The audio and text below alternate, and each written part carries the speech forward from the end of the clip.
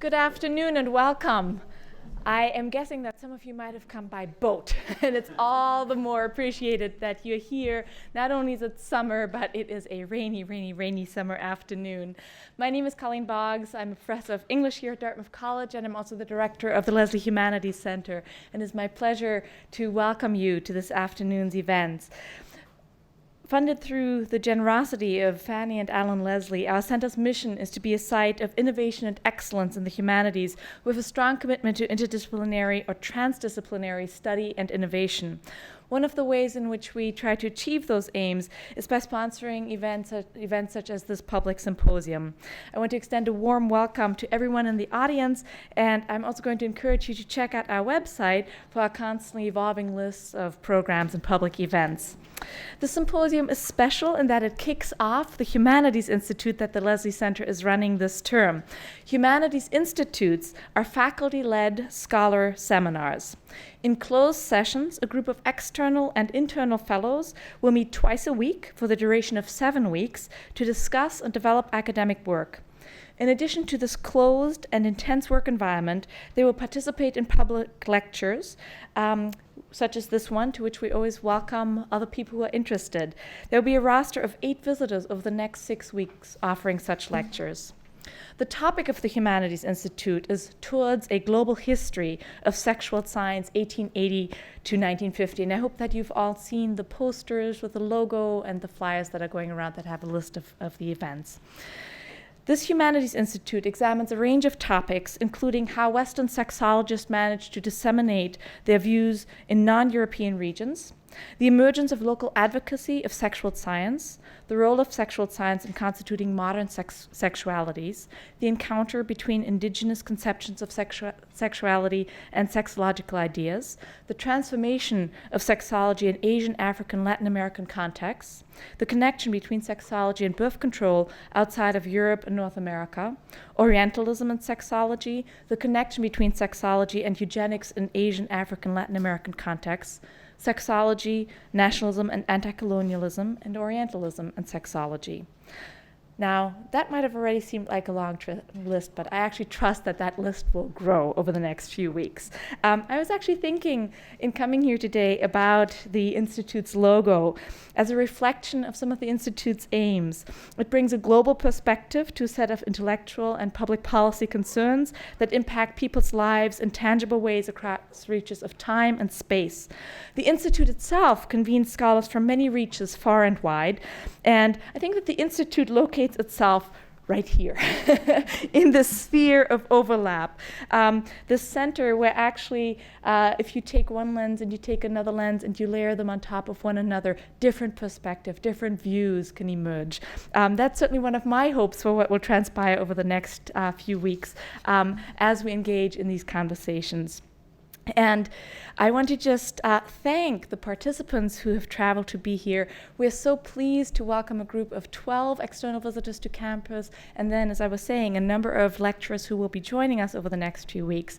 I just want to welcome them personally, so bear with me. I will be reading a few names very briefly. The full bios are on our website, and I hope that you have a look and see who is here, who's participating, and what their research interests and scholarly expertise are at greater length. So I want to welcome Sanjam Aluwali, who's an associate professor in the Women's and Gender Studies program at Department of History at Northern Arizona University. Heike Bauer, senior lecturer in English and Gender Studies at Birkbeck, University of London, and founding director of BIGS, I'm guessing, Birkbeck Interdisciplinary Gender and Sexuality. Chiara Beccalossi, who joined Oxford Brookes University as a lecturer in the history of medicine in 2012. Pablo Ben, who's assistant professor of Latin American history at San Diego State University. Shrikant Botre, who's recently been accepted into the PhD program at the University of Warwick and has received a Chancellor's International Scholarship from the university. Dana Drucker, a postdoctoral fellow in the Topology of Technology Research Training Group at the Technische Universität Darmstadt in Germany. Kate Fischer, a professor of social and cultural History at the University of Exeter, Jana Funke, an Associate Research Fellow at the Center for Medical History at the University of Exeter, Kit Heinzmann, a PhD candidate in the History of Science Department at Harvard University, Rainer Herrn, a researcher at the Institute for the History of Medicine at the Charité Hospital in Berlin, Rebecca Hodes, a historian of medicine and a research associate at the AIDS and Society Research Unit at the University of Cape Town, Rachel Su, an associate professor in the Department of History in Tung Hai University in Taiwan, Ryan Jones, who will be joining Washington University in St. Louis this fall, Ralph Leck, a scholar and public intellectual who teaches social justice studies and intellectual history in the University Honors Program at Indiana State University, Kirsten Leng, a current postdoctoral fellow of the Sexualities Project at Northwestern University, who's also affiliated with the Department of History and the program in Gender Studies. Kurt McMillan, who studies modern Latin American intellectual history with an emphasis on the history of science. He recently completed his PhD at the University of California, Irvine. Mark McClelland, who is an Australian Research Council Future Fellow and Professor of Gender and Sexuality Studies at the University of Wollongong. Ishita Pandey, who's an associate professor of history at Queen's University in Canada. And I would also like to point out that she's actually a Matariki fellow. Dartmouth participates in the Matariki network that affiliates 7 universities worldwide. And we're very grateful to the Provost's office and especially Associate Provost Lindsay Whaley for making it possible to have an associated Matariki fellow, and that's Ishita Pandey. Jill Smith, an associate professor of German at Bowdoin College in Maine, Michiko Suzuki, who's an associate professor in the Department of East Asian Languages and Cultures at Indiana University Bloomington, Robert Dean Tobin, who holds the Henry J. Lear Chair in Foreign Languages at Clark University in Worcester, where he teaches German literature, sexuality studies, and human rights, and Angela Willey, an assistant professor of feminist science studies at the University of Massachusetts Amherst. And I just want to say welcome and thank you to all of you for being here, or for joining us, because I also mentioned some of the people who will be lecturing in the next few weeks. Now, these fellows are joined by our Dartmouth internal fellows, Professors Amy Bang from English, Michael Dietrich from Biological Sciences, Susanna Heschel from Jewish Studies, Elizabeth Paris from Religion, and Dennis Washburn from Asian Studies. So I want to extend a warm welcome to each and all of you, to the external and the internal fellows.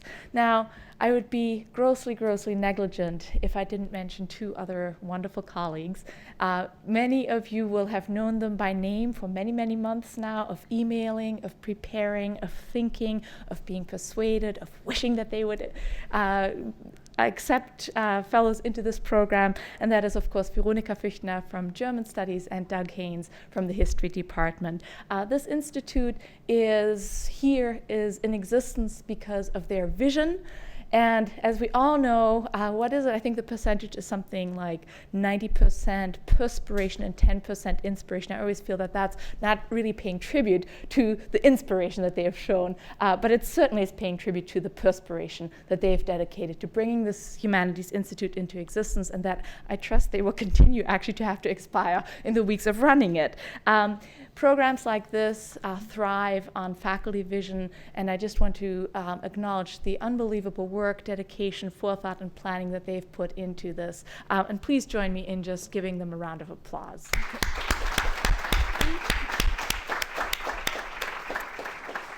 Last but not least, even though I suspect that she has run off to avoid any embarrassing acknowledgement, I would like to say that none of this would ever work without our incredibly wonderful, capable, brilliant administrator in the Lesley Humanities Center, and that's Isabel Weatherden. So I'm don't think I can quite give a shout out all the way 2 floors up to Haldeman, but I do want to thank Isabel and acknowledge all of the work that she's put in. I'm going to cede the floor to Veronika Füchtner and Doug Haynes, who will be welcoming you as the Institute co-directors, and I just want to say thank you and welcome.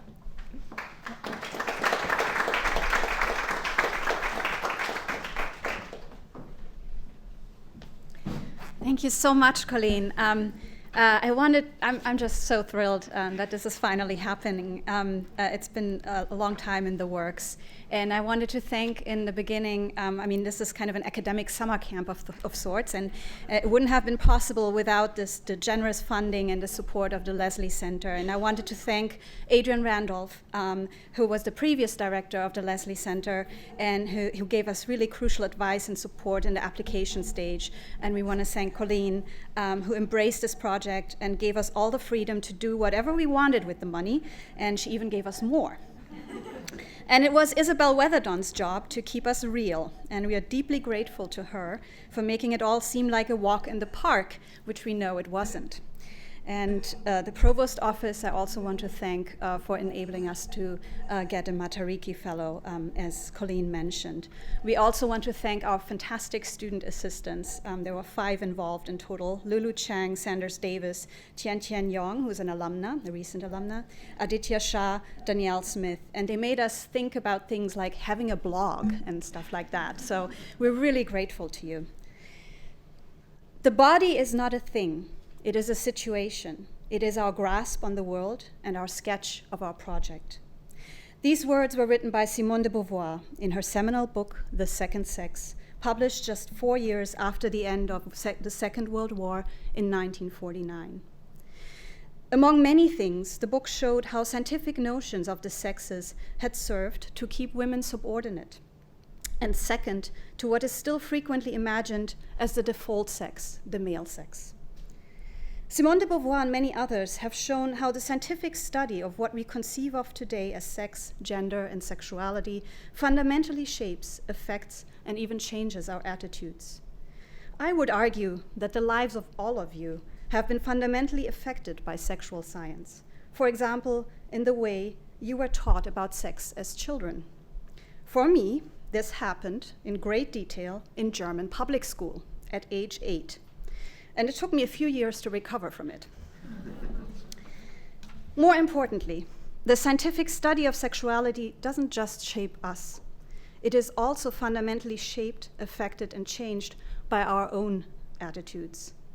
As I'm speaking, the Texas House State Affairs Committee is hearing testimony on a bill that will dramatically restrict access to abortion for women in the state of Texas and will set the beginning of a pregnancy at the moment of fertilization, not 2 weeks later, as is the medical norm right now.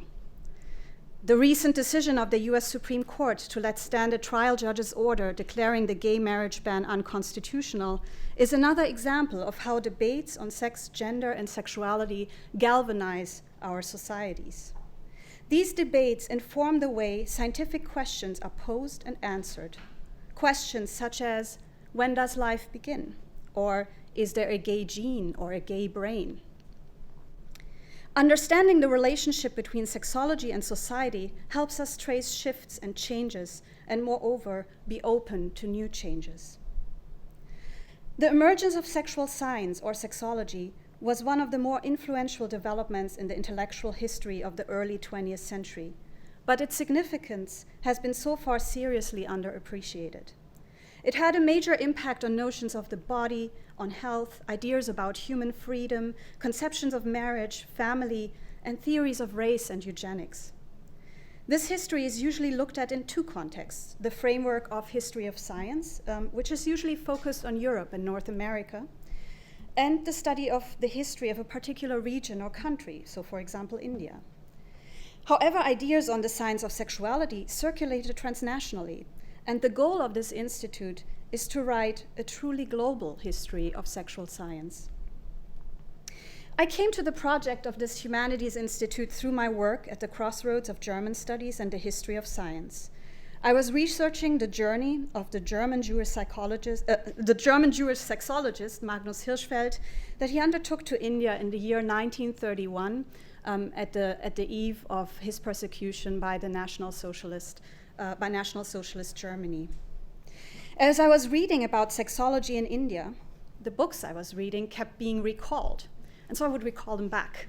And this went back and forth a couple of times, and then Doug and I figured out that we were both working on Indian sexology. And we started talking. And here we are, more than 2 years later, embarking on this intellectual adventure with all of you.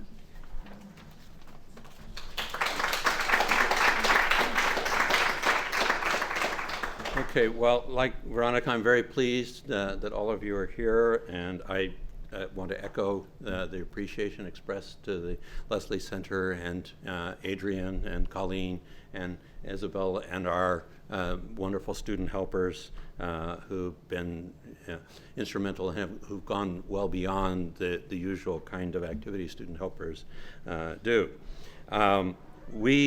Our institute is intended to stretch the study of sexology beyond Europe and North America, where it has received a good deal of attention. But the fellows in our institute and our public speakers as well are doing much more than just studying sexual science in new locations.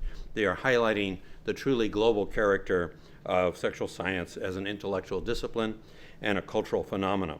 And they, as we've been looking through the various proposals we've got up to this point, several different themes emerged. And I'd just like to mention 4 of them that I think are important.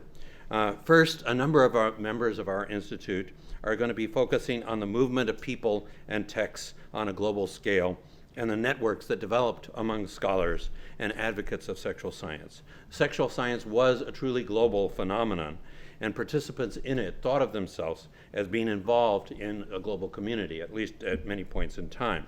So many of the leading advocates of sexual science, like Margaret Sanger, Edith Howe Martin, Magnus Hirschfeld, and others, traveled widely to disseminate their views. Other sexual scientists lived abroad, lived outside their home countries, lived in exile, and contributed to their disciplines from their new locales. Most of the sexual scientists were part of international networks that linked them to sexual scientists all over the world. And the text of the key sexual scientists, like the works of Havelock Ellis, Marie Stopes, Marignon, and Hirschfeld, found their way to every continent. So we're addressing issues of mobility, exile, networks of communication, circulation of people and texts, issues that are very much part of the global history, the field of global history that has been emerging in recent years. Our participants are also looking at the appropriation, mobilization, and transformation of ideas of sexual science in the various locales that they are studying, in particular national context. While sexual science was international in its scope, sexual science became embedded in the politics of particular societies, where it served particular political interests, and it became embroiled in intellectual debates that were going on in these various societies. In some cases, sexual science contributed to the legitimating ideologies of colonialism and to imperial dominance. In others, it engaged with various projects of nationalism. I think one of the things that's going to be very interesting in this institute is to look at how the concepts of sexual science, the patterns between society and society, and how these concepts were deployed and transfigured. By looking at the wide variety of local contexts in which sexual science was constructed, our papers are going to contribute to a view of sexual science that was very multi-centered. So sexual science was a multi-centered project, not just something that originated in Europe and was disseminated to Asia, Africa, and Latin America. Some of the participants will be looking at Europe and North America from a very fresh perspective by considering the ways that Asia, Africa, and Latin America figured in the seminal figures in this field. Sexual scientists thought of themselves as men and women who had a truly international perspective. They accumulated knowledge about sexual practices and sexual concepts found in the East or in Africa, and this knowledge was central to the constitution of the field of sexual science. Ideas about race seem to have been a central element in the thinking of many of the founding figures in the field. The key figures in sexual science in the European American context were also often, in later periods at least, in interaction with colleagues in Asia, Africa, and Latin America, and they altered their intellectual conceptions through this dialogue. So the ideas of sexual science as the ideas of sexual science were being appropriated by exponents of the field in Asia, Latin America, and Africa, there was a reverse flow of concepts and practices from the so-called periphery into the sexual science of the metropole. And finally, sexual science often sought to address issues associated with the global context of social and economic change, particularly with the process of rapid urbanization and the development of cities, which often possessed an overwhelmingly male population. So in this case, scientific discourses about homosexuality, about prostitution, and about venereal disease acquired a special salience. Sexual science, in short, was a multi-centered phenomena emerging in a global theater of social, economic, and cultural interactions. Today's keynote speakers will be kicking off the Institute by highlighting a number of these issues, and we're delighted to have with us Heike Bauer, who will give the first keynote address, and Jana Funke and Kate Fisher, who will give the second. So I now turn this over to Veronica, who will introduce our first speaker.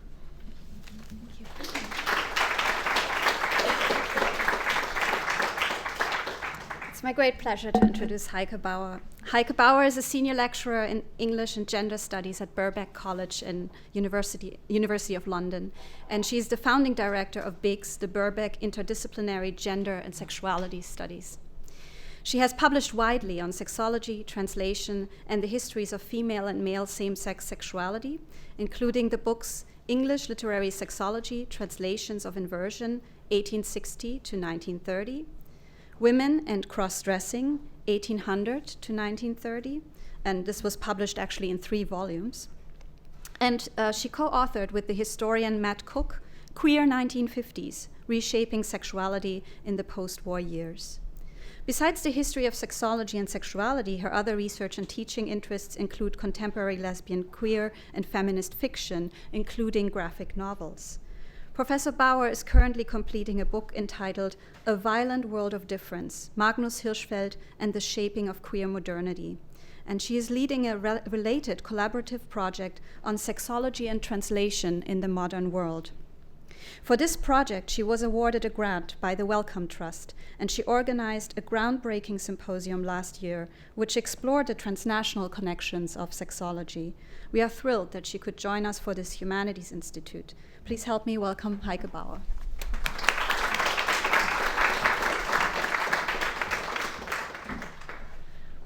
Yes, I too like to begin with saying thank you. First of all, to Veronica for this very kind introduction, and of course for organizing with Doug Haynes such a fantastic institute, and then inviting me to speak at it. And I too would like to thank Isabel Weatherden and the rest of the support team for their invaluable practical assistance, which has made my stay at Dartmouth already very memorable and made it feel very welcoming. And perhaps I should also say, as somebody who is based in the UK, where the humanities are under intense threat at the moment and where funding is being constantly cut. It is inspiring to see that Dartmouth is funding the humanities so generously and in such an inspirational way. So thank you for that. It's a great honor for me to present this opening keynote at the Lesley Center of Humanities Institute 2013.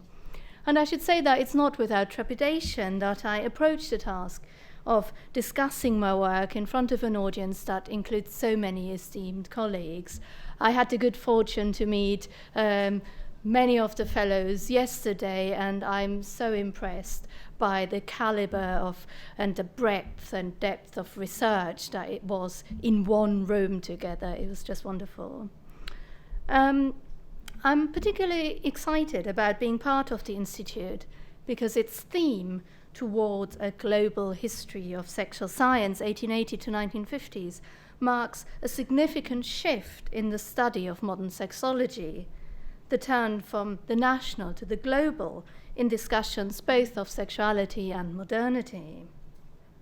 And I'm excited to see that the figure who's the focus of my own current project, Magnus Hirschfeld, the Jewish sexologist and homosexual rights activist, that Hirschfeld is so well represented in the research that will be presented over the course of the Institute. And this is, of course, perhaps no surprise, because Hirschfeld was such a tremendously influential figure, both in the institution of a modern sexual science, but also more broadly in the development of what we might call an international culture of sexuality, and especially same-sex sexuality and issues of transgender and cross-dressing. In a gathering such as this one, I have a very minimal PowerPoint. So, and here's a picture of Hirschfeld in his library, which I thought was a particularly apt, or in a library, picture to introduce a man who, in a gathering such as this one, I think hardly needs an introduction. But I want to briefly say a few words about who he was, for those of you who might not be familiar with his work. He was born in 1868 and is best known today for his homosexual rights activism, his conception of what he called transvestism and the third sex, and the establishment of the world's first Institute of Sexual Sciences in Berlin in 1919. A trained doctor, he was involved in the setting up of numerous sex reform initiatives, both in Germany but also internationally. And they included journals and in organizations such as the World League for Sexual Reform, over which he co-presided with the English sexologist Havelock Ellis and the Swiss psychiatrist Auguste Forel. Hirschfeld traveled extensively, forging friendships and collaborations around the world. In the early 1930s, these international connections would come to play a vital role in Hirschfeld's escape from Nazi persecution, when he went to spend 2 years on a world lecturing tour, which took him to the US, Asia, and the Middle East. I should like to say that I have an ambition to recreate it, but I have not yet found a funder willing to pay for it. So Hirschfeld returned to Europe, where he died in French exile in 1935. Hirschfeld is an interesting figure because in discussions about a history of sexuality in transnational and cross-national perspective, because while he has always been absolutely central to German sexuality studies more broadly, his role in Anglophone histories of sexuality has only recently really been acknowledged in more detail. And this increased presence, if you like, of Hirschfeld in the Anglophone history and historiography of sexuality speaks to the theme of this institute, because increasingly scholars are paying attention to Hirschfeld, including the international aspects of his work, a shift which indicates to me that scholars of sexology are increasingly looking across borders in their attempt to make sense of modern sexuality. My own interest in Hirschfeld here lies in what I think remains one of the lesser discussed aspects both of his work and perhaps of studies of modern sexual science more broadly, their contribution to our understanding of the difficult aspects of same-sex history. My background is in literary and cultural studies, so I have particular interest in closely reading the archives the texts that make up the sexual science. And Hirschfeld's writings provide a rich archive, for he not only wrote about sexuality, which is well known, but he also wrote about war, racism, homosexual blackmail, and within his writings on sexuality, he included evidence of the damaging impact of persecution and the negative experiences of hate, rejection, and denial on lesbians and homosexual men. I'm particularly interested in Hirschfeld's writings about and own experiences of violence, including death and the suicides of women and men whose own decision to end their own lives was in some way linked to their same-sex desires. These difficult narratives which are the queer narratives of my paper title, an expression I use partly to indicate my theoretical debts, but also to mark that they run against the grain of much sexological writings. These narratives show that violence played a formative role in the birth of modern homosexuality. I'll focus today on male homosexuality, although I discuss female sexuality and issues of gender much more extensively in my project overall. But here I want to focus on male homosexuality to argue that violence, understood both as verbal and physical attacks on those who were or who were perceived to be homosexual, that violence played a vital part in the discursive transformation of sexual acts into homosexual types, a transformation that created new stigmatic conditions, even as the freshly coined sexual vocabulary also helped to mobilize political resistance. Of course, I'm not the first to make this point. What I want to add to the existing scholarship is a focus on what we might call the emotional contours of modern homosexuality. I'm interested in what it felt like to live an existence that was denied, and what it felt like to witness the suffering and death even of others who shared the experience of same-sex desire. So my line of questioning is prompted by a recent turn to the negative aspects of queer history, where scholars, especially Heather Love, who's been very influential for my thinking here, have insisted on the importance of inserting the difficult stories of unredeemed suffering into the historiography and history of lesbian and gay life. For Love, the unhappy lives, the stories told about them, and their effective pull across time describe what it means to live a disqualified identity.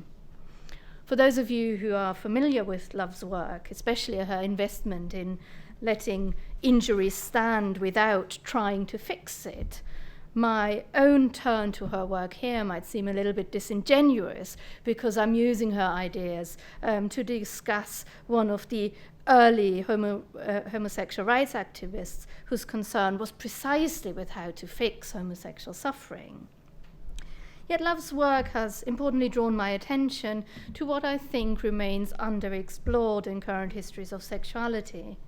The fact that while we know that Western representation is littered, and these are Love's words, it's littered with the corpses of gender and sexual deviance, and while we know of many queer lives which have ended tragically as a result of legal persecution, violent attack, or the inability to cope with heteronormative social and emotional pressures, we know surprisingly little of the impact of these deaths and this suffering on the lives of their contemporaries. I use the word traumatic here in the specific sense articulated by Anne Svetkovich, who describes trauma as a name for experiences, these are her words, of politically situated social violence that forges overt connections between politics and the emotions. For this conception is helpful, I think, for it draws attention to the links between discursive, social, and political contingencies and the violence experienced by homosexuals. My focus on the violent underpinnings of modern queer culture, in case you were anxious that I'm digressing too much from the Institute's theme, my focus speaks directly, I think, to the Institute's concern with understanding the global shape and shaping of modern sexuality and modern sexual science. For in order to glimpse the elusive evidence of past emotions, it is often necessary, I suggest, to read across borders. In my work to date, I have paid extensive attention to issues of translation when thinking about sexology and the transformations of sexual ideas as they migrate between languages, disciplinary contexts, national contexts, and so on and so forth. And in this paper too, I make translation the central conceptual node, if you like, for my investigation. I specifically look at translations between German and English in Hirschfeld's work for the insights they provide into homosexual hurt and its reception across national boundaries. Translation, in my reading here, functions similar, I think, to Freud's parapraxis, as a way into the emotions, signaling upset and distress through changes in the move between languages, and drawing attention to the often difficult realities that account for certain phrases to remain untranslated or figure as untranslatable.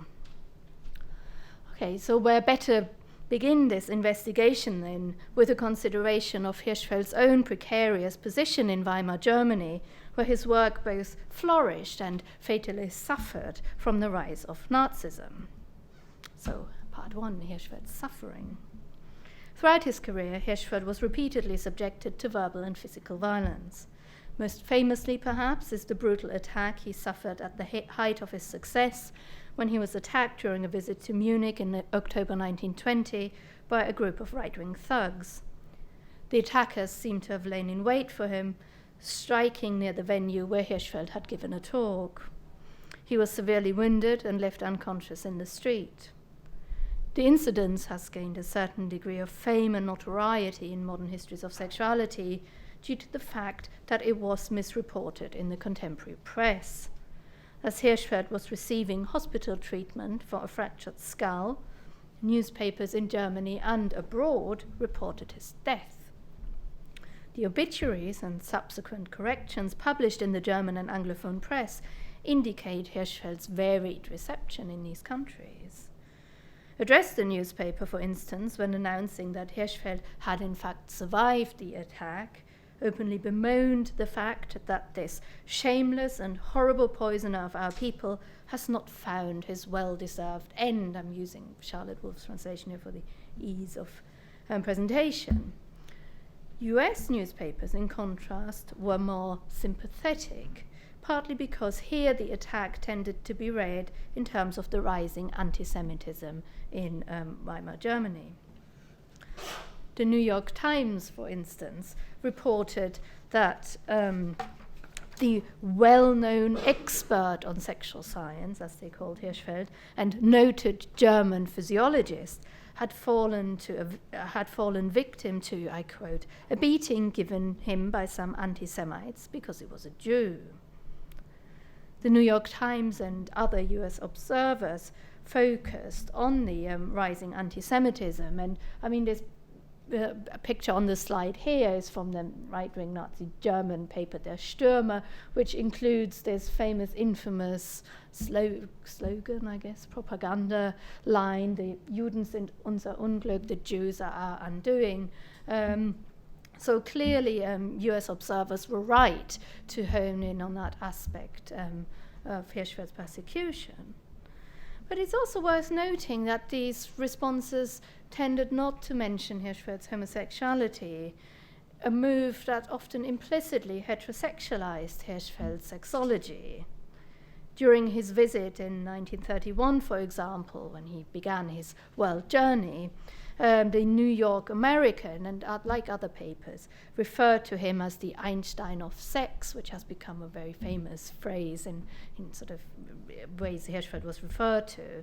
And they also called him the greatest expert on love, without mentioning, I guess, that for Hirschfeld, love and sex were primarily non-heterosexual.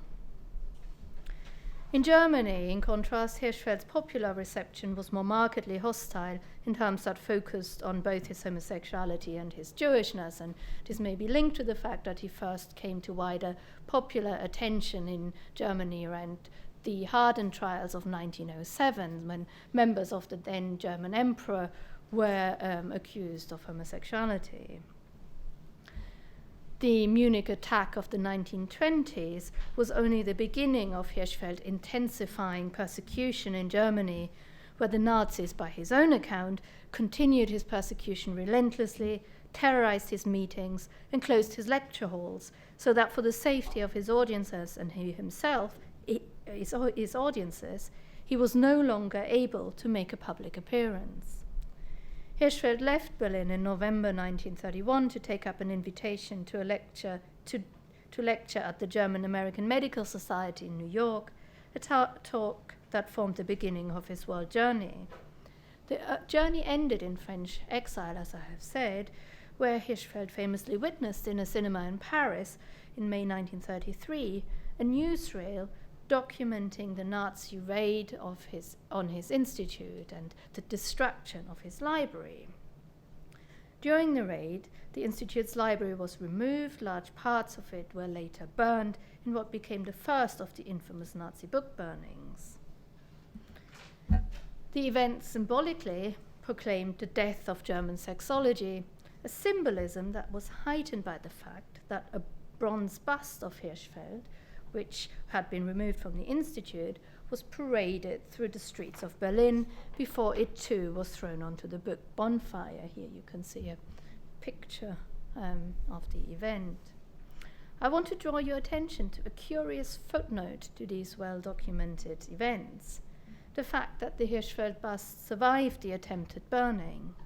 The reasons for its survival were material. It was made from bronze, and bronze is an alloy of copper and tin, which tends to burn at a significantly higher temperature than the melting point, than the temperature reached by burning paper or even wood.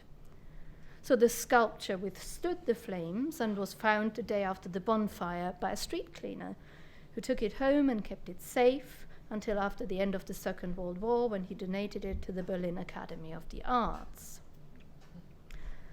The survival of Hirschfeld's bronze head is one of those serendipitous acts of history that negotiate our access to the past. The attacks on Hirschfeld and his institute, in turn, are poignant reminders that the emergence of sex research was shaped as much by persecution, injury, and death than it was the product of sterile medical forensic endeavor or adventurous literary and cultural explorations of the self. Suicidal subjects. Hirschfeld's own work was intimately connected to the violent realities of early 20th century homosexual life. He was, by his own account, prompted to switch from general medical practice to sexology after the suicide of a young officer who shot himself on the eve of his marriage, bequeathing Hirschfeld many of his notes and drawings. Hirschfeld repeatedly returned to this traumatic event in his writings, both to validate his sexology, but also to let speak the voice of a Selbstmörder. Selbstmörder is the common German term for a man who commits suicide. A woman would be a Selbstmörderin. It has no single English equivalent, translating literally as someone who murders himself, or perhaps someone who murders the self. A kind of translation, or a kind of language that casts the person, I think, in kind of criminal term through the connotations of the murderer.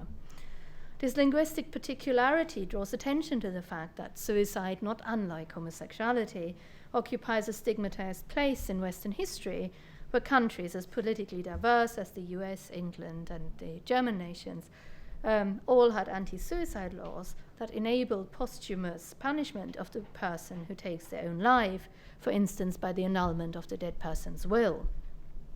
In addition, Christian churches treated harshly those who had committed the sin of suicide, often denying the dead person conventional burial rites.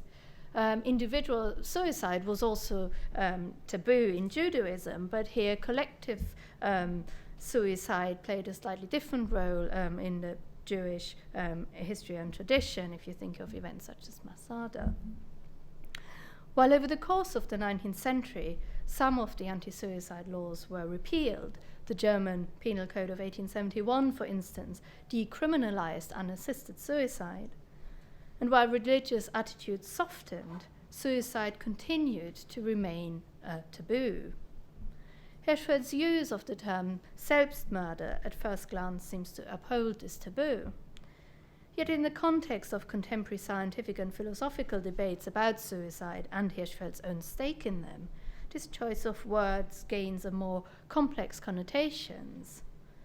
The word Selbstmörder had come to compete in German by the turn of the century with Friedrich Nietzsche's in itself difficult conception of the Freitod, or the free death, a death which in Nietzsche's definition would be ennobling if chosen at the right time.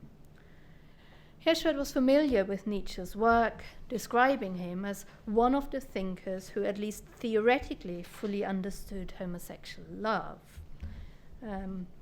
This makes it all the more striking, I think, that at a time when the Nietzschean ideal of a free death held considerable intellectual sway, Hirschfeld referred to his patient's death as a Selbstmord, thus implicitly problematizing the voluntary nature of this particular self-inflicted death. We cannot know the precise psychic, emotional, and social pressures that led to the young Prussian officer's suicide, but we do have the man's own account of what prompted him to take his life. At least the account that is comes to us mediated through Hirschfeld's discussion of it in the Homosexualität des Mannes und des Weibes, the homosexuality of man and woman, his kind of magnum opus on homosexuality, which was published in 1914. According to the information provided here, the officer claimed that he could not cope with the pressures put upon him by the expectation to marry. He explains that he will kill himself because he lacks the strength to tell his parents the truth and stop a marriage against which nothing could be said in and of itself. The note ends with the hope that the man's parents will never learn about that which nearly strangled my heart, was mir fast das Herz abdrücken wollte, an expression which, like the remainder of the letter, avoids giving it a name, suggesting that there is a link between the unspeakability of homosexuality and this act of suicide. There is no other evidence that I have found which might corroborate the truth of this narrative. Its poignancy, I think, lies in the fact that the young man literally bestows upon Hirschfeld an archive of feelings, to borrow Svetkovich's term, a repository of what she calls feelings and emotions, which are encoded not only in the content of the text themselves, but in practices that surround their production and reception. Here we have a textual record of the fears and unfulfilled desires of a homosexual man who was unable to open up to his sympathetic doctor in their face-to-face meetings. And the place of the narrative in Hirschfeld's work also indicates the sexologist's own upset, I think, and perhaps a sense of guilt at having failed to prevent the death of a man he had been treating for depression. The recurring role of the young officer's suicide in Hirschfeld's work suggests that the traumatic event became one of the emotional motors of his professional practice.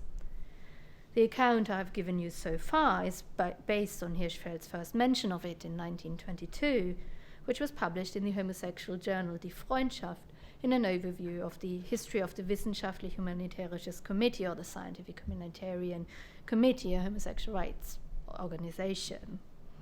At the time of its publication, Hirschfeld's circle was competing in Berlin with Berlin's other homosexual organizations, notably Adolf Brandt and Benedikt Friedländer's Gemeinschaft der Eigenen, which rejected Hirschfeld's notion of sexual intermediaries, promoting instead an idealized and strong masculine homosexuality.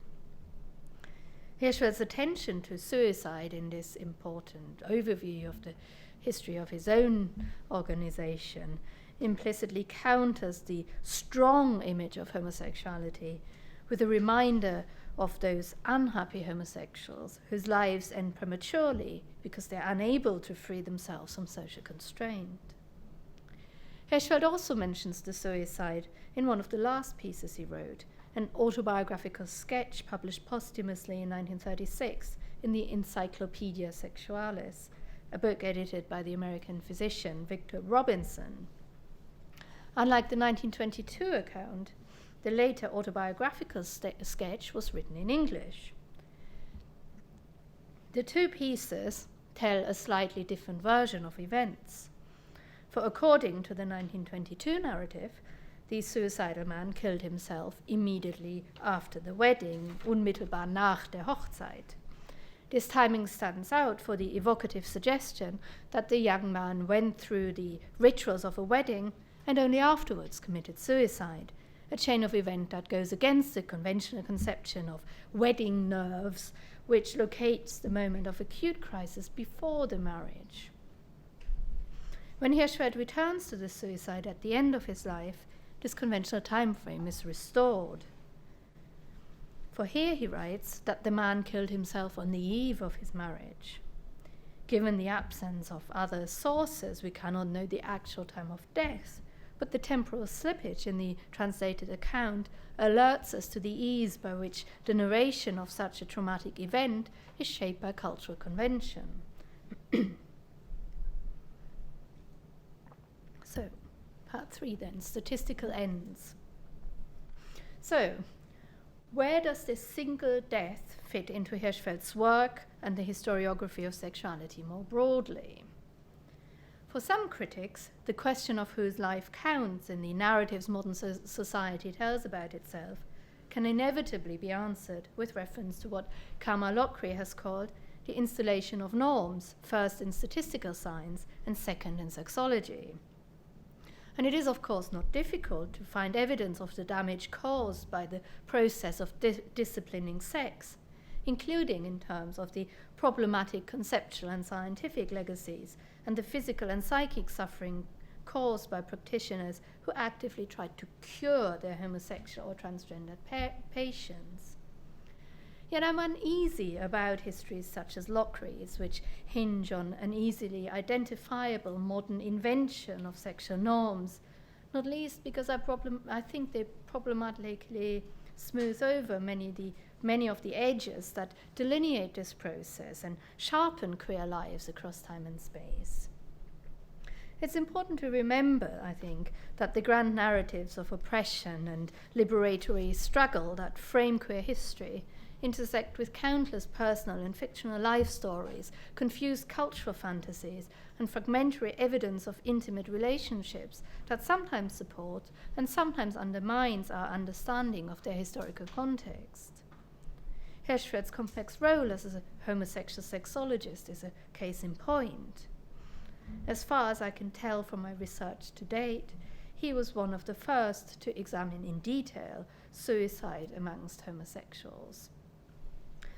At the time when he turned attention to the issue, the phenomenon of suicide had begun to garner considerable interest in medical studies, in scientific and philosophical literature, including, perhaps most famously, via the publication of Emil Durkheim's large-scale study of le suicide, which was first published in 1897, around the same time that Hirschfeld published his first book. The suicide, which is commonly seen as one of the founding texts of modern sociology, does not include sexuality as an analytical category. And as an aside, you may be interested to know that major statistical surveys on suicide in the 21st century, such as the one published by the Office for National Statistics in Britain, similarly tend to include sexuality as an analytical category. This tells us something, I think, about the complicated and difficult place of both suicide and sexuality in defining collective identities or in speaking to groups, even as it also raises questions about whose lives are counted within the state and within expert discourses. With this in mind, Hirschfeld's attempt to draw statistical attention to homosexual suicide can be understood as a protest, I think, against the negation of homosexuality in life as well as death. While he singled out the transformative power of the suicide of the young German officer for his own work, he also notes that he has since received countless other such Abschiedsbriefe or farewell letters. Without doubt, he writes in The Homosexuality of Man and Woman, and this is my own translation, without doubt, a large number of homosexuals feel prompted by their sexual particularity, I'm not happy with that, Eigenart, by their sexual particularity, for purpose of this, feel prompted by this to voluntarily end their life. These words deliberately slip the dead German officer into the realm of statistics to indicate that there is a collective shape to this suffering. It must be noted that Hirschfeld's intervention has its own gendered blind spots, for while he ostensibly discusses both homosexual and lesbian suicide, his focus clearly lies on men who kill themselves. In the homosexuality of men and women, the only examples of female suicide appear in a section on unhappy love. Here he mentions the unsuccessful double suicide attempt of 2 young female factory workers whose relationship was threatened by the interference of their parents.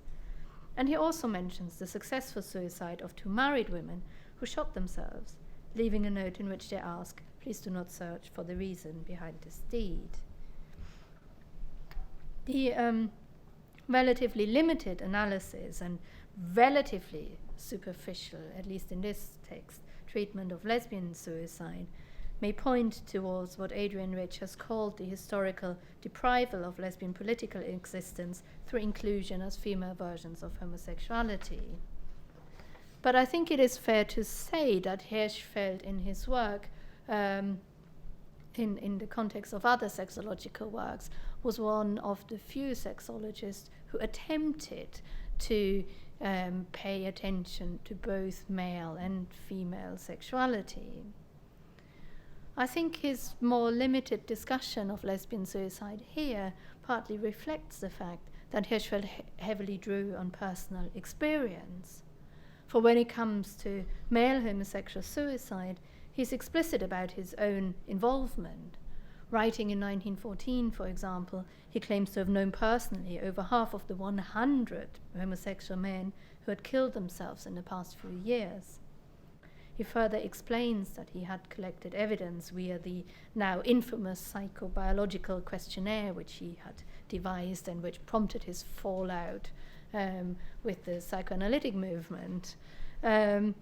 He wrote that according to him, this questionnaire was filled in by around 10,000 homosexual women and men and their families, and their responses led him to estimate that around 3 in every 100 homosexuals successfully commit suicide, that of all the homosexuals alive, about a quarter attempt suicide, while the remaining 3/4 have suicidal thoughts at some point in their lives. Now, this is a very grim picture, it paints a very grim picture of homosexuality, which according to Hirschfeld is at least felt to be unlivable at some point. Yet he himself mentions that his figures are not necessarily accurate. He cites a Dutch physician who had undertaken a similar survey and arrived at slightly lower numbers. I've got on your slide here, you might have been struggling away thinking, oh my God, I can't read this, and what is this slide about? The reason I put it here is I wanted to show you how Hirschfeld discusses suicide in the Homosexualität des Mannes und des Weibes. In other words, I wanted to show that he writes about it as a narrative rather than presenting here the statistical information as graphs. So he's open about the fact that his figures, the accuracy of his figures, might not necessarily be 100%. And I think it's worth pointing out that his figures would also be further compromised by the fact that they are based largely on accounts of visitors to the Institute, many of whom had come to seek help in dealing with feelings of isolation or rejection and despair. Numerical accuracy is not the main point here, I think. Writing at a time when homosexuality lacked visibility and rights, the observations on homosexual suicide draw attention to the difficult and social conditions that deny homosexual existence, a point Hirschfeld made repeatedly also elsewhere, especially in relation to discussions of homosexual blackmail, including through his contribution to the film Anders als die anderen, different from the others. Points of attack, more illegible slide. Of course, I think it is worth noting that not all homosexuals in the early 20th century killed themselves, or even led lives that were full of suffering or particularly unhappy. Affirmative lesbian and gay histories have importantly recuperated evidence of happy and fulfilled lives in the past, partly to counter prevailing stereotypes of miserable and lonely homosexuality. My own coming of age, scholarly and otherwise, is heavily indebted to such affirmative critique. But over the years, I have also come to realize that as historians of sexuality, we must account for the full range of experiences in the queer past, however painful and difficult. Translation between languages can show here, in an investigation such as this one, the very real and dangerous impact words can have on individual lives. And translation lets us identify some of the terms that made and sometimes still make these lives so precarious. So let me give you an example. In a chapter on the consequences of persecution, Hirschfeld offsets German and English expressions against each other to critique the transmission of anti-homosexuality sentiments by the medical profession. Here he recounts an encounter with an American man who had told him that when he had asked his doctor back home in Philadelphia for advice about how to deal with his homosexuality, the physician had responded in very negative terms. For he told the man that he could only deal with his homosexuality in 3 possible ways: masturbation, voluntary commitment to lunatic asylum, or suicide. Now, this account, a summary I've just given you, is based on my own translation of Hirschfeld's summary of the events in the German text. But the way Hirschfeld records the incident in the German text makes clear that here issues of translation are crucial to the way he tells the story. For as you can perhaps see, well, marked not subtly by this brown underlined block, let me do this. For as you can see, the Hirschfeld's German text includes English words, and these are the English words that the American doctor had used towards his patient. They're set apart from Hirschfeld's own words by being reproduced in brackets, and they tell their own story about the doctor's negative stance towards homosexuality.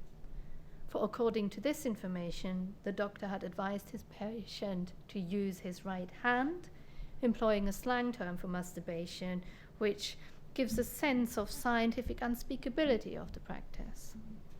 Next, he suggested that his patient go and place himself in a madhouse. This is a derogatory choice of words, for in the early 20th century, the clinical terminology of the psychiatric hospital had really replaced the older term madhouse. And third, and most chillingly, the physician emphasized that the preferred course of action for his homosexual patient would be to better commit suicide. Now, Hirschfeld does not translate the emphatic better, but his decision to include the doctor's English words in the German text ensures that their devastating implications are not missed. From contextual evidence, we know that Hirschfeld wrote for an educated audience which would have been able to read both German and English. So by presenting alongside each other the original English words and their German translation, the sexological text here draws attention to the deadly climax of the Philadelphian doctor's words. The parallel record of German and English words undermines the professional objectivity of the Philadelphian doctor, alerting us to the complicity of certain medical discourses and certain doctors in perpetuating violence against homosexuals. Part 5, Dead Wild. So, what then can this kind of suffering that I have discussed so far tell us about the cross-national emotional underpinnings of modern homosexual culture? While there's little or no evidence of the everyday lives of men such as the German officer or the anonymous man from Philadelphia, the suffering of arguably the most famous modern homosexual, Oscar Wilde, has left a body of textual materials that show how his trial and death created emotional shockwaves that rippled across the modern world and were felt by many men who identified, if tenuously, with the love that dare not speak its name. Wilde's trial on charges of obscenity in 1895 and the wealth of public attention it received are widely considered a formative moment in Western modern homosexual culture, central to the popularization of knowledge about sex between men, as well as shaping a stereotypical image of the flamboyant and effeminate homosexual. Wilde died on November the 27th, 1900, aged 46, not long after he had been released from a 2-year prison sentence of hard labor. The precise cause of his death is still somewhat disputed, although most scholars today agree that it was due to meningoencephalitis, an infection of the brain. In an article published in The Lancet in 2000 to mark the centenary of Wilde's death, 2 medical experts, Ashley Robbins and Sean Sellers, have further argued that the effects of this infection were compounded by its treatment, an invasive surgical procedure that cost Wilde a lot of pain and money and then ultimately his life.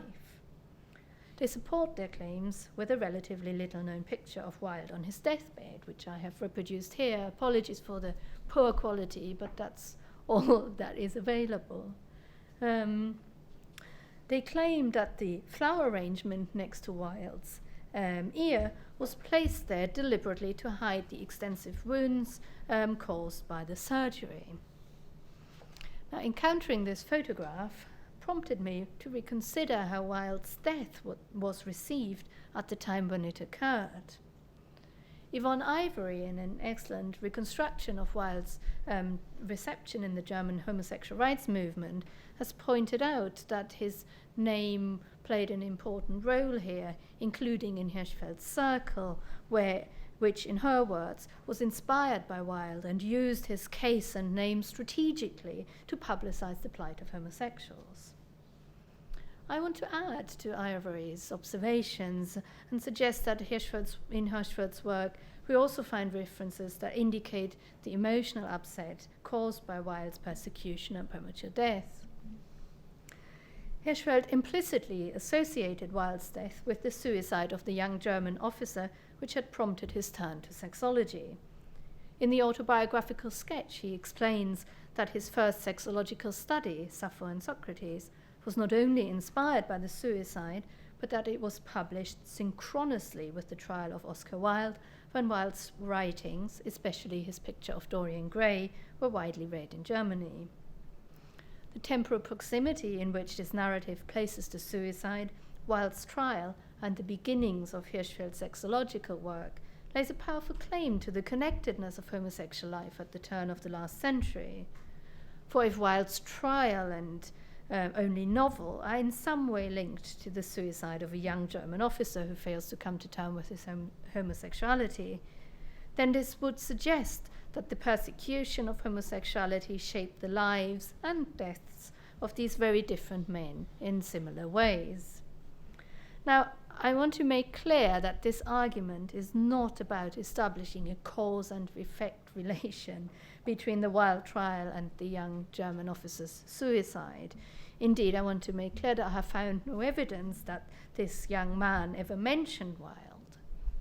What interests me is that the references, Hirschfeld's references to both the suicide and Wilde, demarcate an existence of a shared and difficult realm of experience that affected homosexual men as diverse as Wilde, the nameless German officer, and indeed Hirschfeld himself. Hirschfeld's own sense of the unspeakability of Wilde's fate and the effect it had on him is most obvious in an article entitled Oscar Wilde, which barely manages to stay on topic, digressing instead onto descriptions of some of the men who had reported sympathetically on Wilde's trial. Wilde himself enters Hirschfeld's sexological discourse largely as a shorthand for the failings of English law, and he was very harsh on English law, rightly, in his writings. Hirschfeld's sense of Wilde's unspeakable death was somewhat displaced onto a more positive description of Wilde's memorialization. For Hirschfeld describes how not long after Wilde's death he visited Cambridge in England, where he encountered a group of beautiful young male students, this is his description, and these beautiful young male students had gathered together to read aloud Wilde's The Ballad of Reading Gaol, marking their allegiance to Wilde by attaching his prisoner number, J33, to their shirts. Now, what Hirschfeld refers to the Ballad of Reading Gaol as the markerschütterndsten Aufschrei, or the most earth-shattering outcry which has ever been uttered. The German word markerschütternd literally means the shattering of bone marrow, particularly visceral choice of words, which forges a kind of physical connection between Hirschfeld's body and Wilde's suffering. Hirschfeld's account then shows some of the impact of Wilde's death on homosexual men at that point in time when the trauma of Wilde's trials was still fresh and his public recuperation had not yet begun. He ends, in a typical fashion, on an upbeat note, observing that his encounter with the beautiful young men had filled him with a sense of quiet joy. This affirmative turn in the sad and upsetting narrative about Wilde's last years is typical of the way in which Hirschfeld deals with the difficult realities of violent and premature death in homosexual life. For while he does not shy away from pointing the finger at a hostile society that is responsible for this kind of suffering, he tends to counter despair with hope, here in the image of a queer community of young men that continues to flourish and to some extent even because of the death and persecution of others.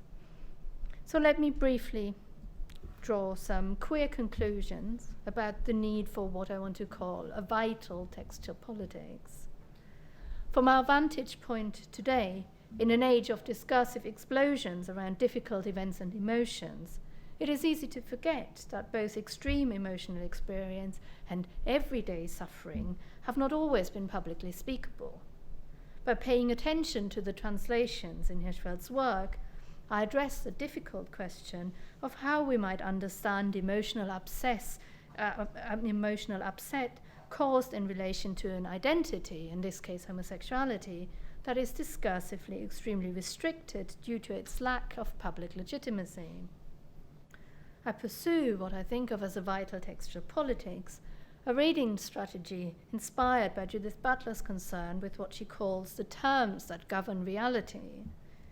In Undoing Gender, Butler notes the importance of addressing, I quote her, how to create a world in which those who understand their gender and their desire to be non-normative can live and thrive, not only without the threat of violence from the outside, but without the pervasive sense of their own unreality, which can lead to suicide or a suicidal life. In this talk, I have shown that this question does not just operate in the present tense. For attention to translation in Hirschfeld's work allows us to identify some of the damaging terms that govern queer reality in the early 20th century. I also hope to have shown that such an investigation is central to understanding a global history of modern homosexuality, reminding us that this history is a history of humans as much as it is one of discourses and disciplines. So the image on my final slide is a screenshot taken from the webpage of a symposium I organized last year, as Veronica has already mentioned, on sexology and translation in the modern world. The image marks the different geographical spaces we discussed at this symposium, which cluster, as one might expect in a discussion of modern sexology, on Europe, but which also include the US, Asia, and the Middle East. What this map doesn't show is that the symposium's focus on the translations of modern sexology brought to light many connections between these very different spaces, showing what kind of avenues of exchange existed and how ideas about sexuality traveled through space as well as time, shaping the professional development of sexology as well as the cultural and social politics of modernity. Gayatri Spivak, in her examination of translation as a tool for understanding the relationship between representation, the self, and the social, has argued that language is not everything. It is only a vital clue to where the self loses its boundaries. In investigations such as my own, which is concerned with the less tangible, difficult, emotional aspects of queer history, this linguistic body is often the only evidence we have of the thoughts, feelings, and experiences that shaped identities and subjectivities in the past. So for my project, it is more productive to turn around the emphasis of Spivak's words and argue that while language is indeed not everything, in a global history of sexuality, translation can provide vital insights into the way homosexual lives and discourses are connected across national boundaries. Thank you. I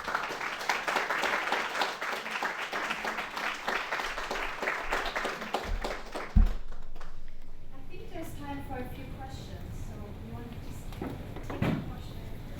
Yeah, I can take them.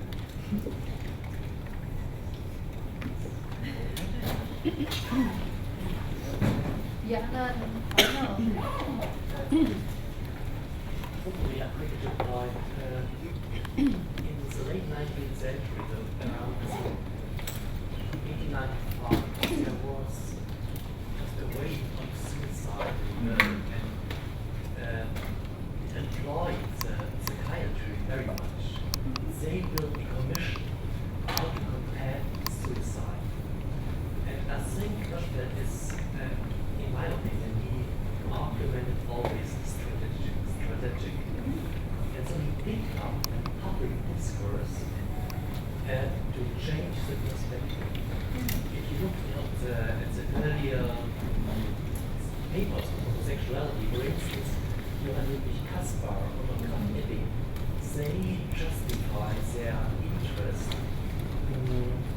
by producing a distance to the subjects they describe. And mostly it is a kind of disguise. Hirschfeld, in picking up the suicide discourse, changed this perspective to affirmation. And I think it is very tricky in picking up public discourses and describing suicide. Yes, thank you so much. I want to definitely talk to you more about the 1895 Commission, because this is tremendously interesting. And I agree with what you're saying. I mean, one of the things, and I could have spelled this out, or I can do it more now, it's very interesting about, I mean, Hirschfeld is not the first to write about or discuss suicide in relation to homosexuality.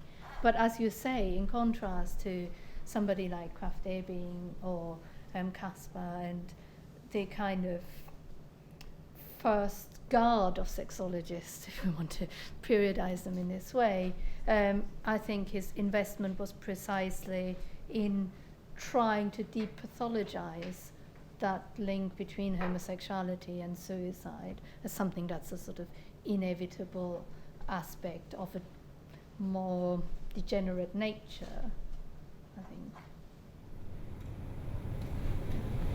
Thank you. This was my paper. It's very, very interesting. I have a question in relation to the title of your paper, which is Travel to a World of Difference. And I'm interested in the idea of once we try to travel to a world of difference, how do we find connections, how do we find similarities, what do we use to establish those links? And I was just wondering if you could clarify whether you're saying that suffering and loss and the language on suffering and loss is used as a tool to construct those similarities. And perhaps what is at stake if we use that language today to do the kind of history you're doing, and whether that almost becomes, at the time, a kind of a pose. I know you've written about like the whole martyrdom, and the whole language on suffering and loss and reminders is so pervasive and across disciplinary areas. The question is, what would say would be at the time was for us as historians today, want to use categories on suffering and trauma and loss to think about, I guess, global connections across various categories of difference. Mm-hmm. Yeah, it's a really good point, and it's one I'm thinking a lot about at the moment. And I think there are two parts to my answer, I think. I'm sure there are many more, but two immediate points that come to my mind. One is picking up on the notion of difference, which is really central to my project overall, was less central to this paper here. And I'm kind of trying to find a way of articulating how a sense of difference and a reality of living a non-normative life functioned discursively in ways that are akin in different cultural and national contexts. So I actually want to, so one of the reasons why I turn to suffering, trauma, and so on and so forth is because I think this helps us see where difference was located, and then how its effects and affects were. And thinking about suffering and using a language of suffering to describe collective experience in relation to sexuality is a very tricky business.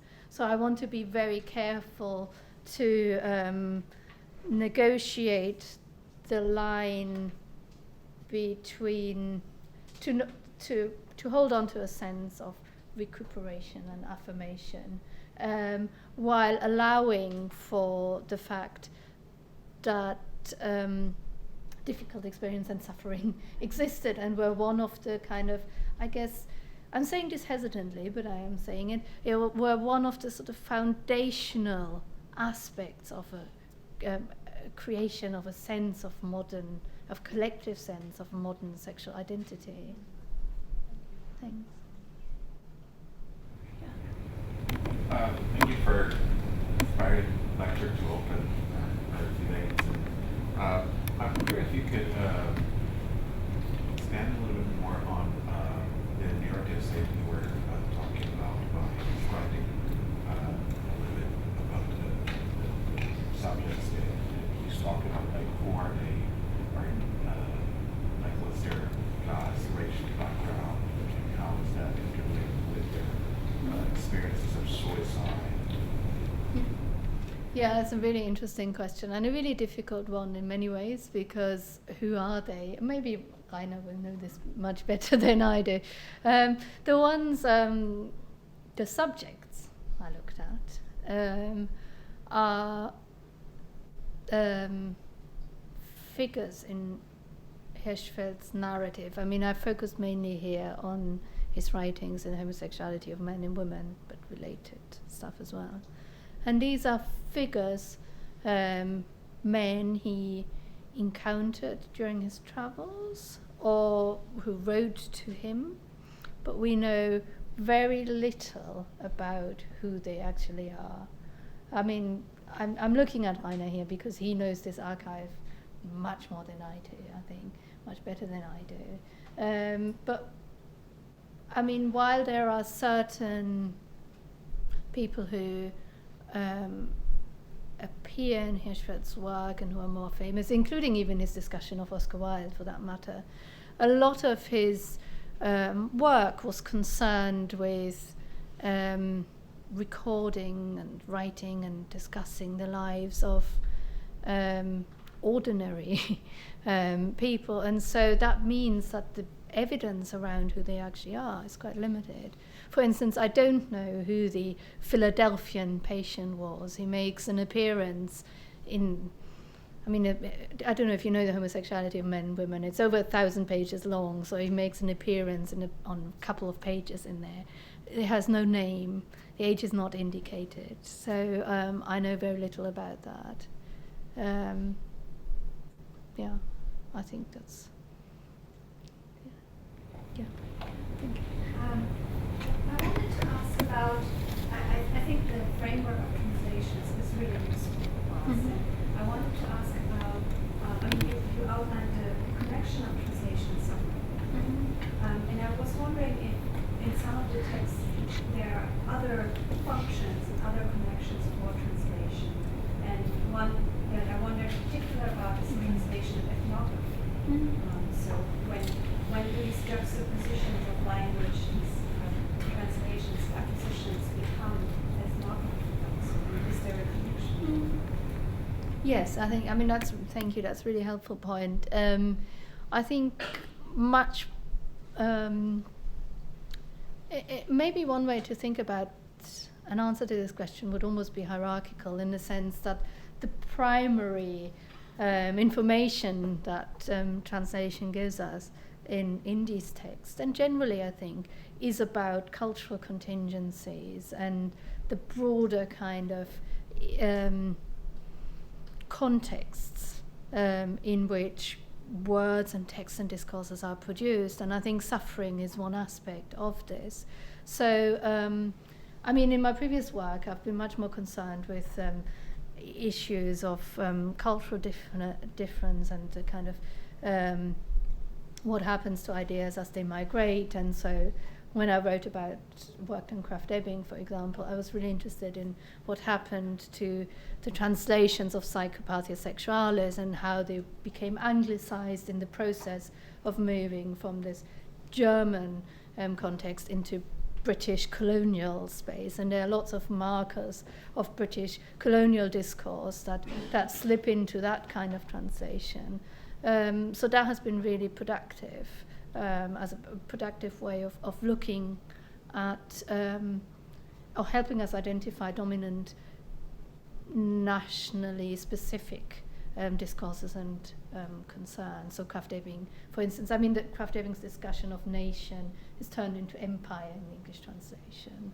And then sometimes interesting things are left out. So in an early edition of Psychopathia Sexualis, Krafft Ebing talks about the criminalization or lack of criminalization of lesbian sex, and he actually begins here to make a point for the decriminalization of homosexuality more broadly, and that whole discussion is cut in the English translations. So there are sometimes actually quite significant changes, but at the same time it's a balancing act, using translation as a tool to approach text, because what I have mainly found in sexological literature is that the translations, while they can significantly modify the original, often continue to tell the same story that the original text would have done. Yeah.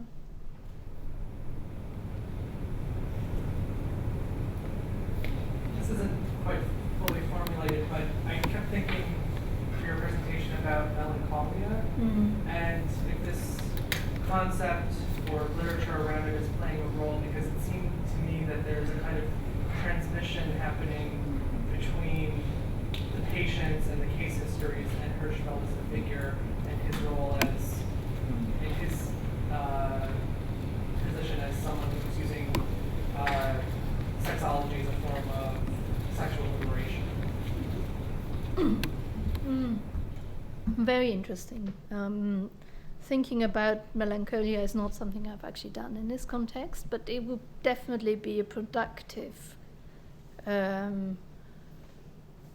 way to think about the particular issues at stake, I think, in the role of suicide in particular in Hirschfeld's writing. And I guess my sense is that,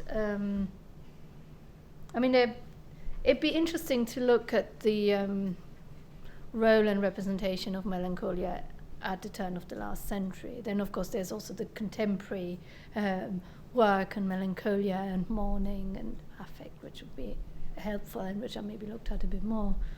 My sense is that as a kind of cultural concept, melancholia would take my project too far into the realm of the kind of artistic representation that is almost, a sort of, and I'm thinking of something like Thomas Mann, and that sort of kind of very different way of thinking about a particular kind of homosexual suffering that is less concerned with that, as you say, that kind of affirmative, collective, liberatory politics of somebody like Hirschfeld. But I should definitely think it through more, so thank you. Yeah.